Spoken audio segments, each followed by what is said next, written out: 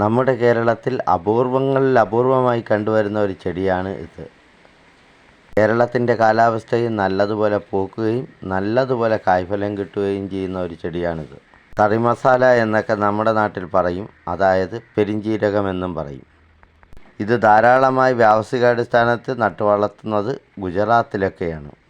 എന്നാൽ നമ്മളെ കാലാവസ്ഥയ്ക്ക് അനുയോജ്യമായതും നല്ലതുപോലെ വിളവ് കിട്ടുന്നതുമായ ഒരു ചെടിയാണ് ഈ പെരിഞ്ജീരകം. വലിയ പരിചരണങ്ങളോ കാര്യങ്ങളോ ആവശ്യമില്ല. കാട്ടുചെടി പോലെ വളർന്നു വന്ന് ധാരാളം വിളവ് കിട്ടുന്നതാണ്. മാർച്ച് മാസത്തിലാണ് ഈ ചെടി പൂവിടുന്നത്. ഇപ്പോൾ ഇത് പൂവിട്ട് കായായി നിൽക്കുന്ന കാഴ്ചയാണ് നിങ്ങൾ കാണുന്നത്.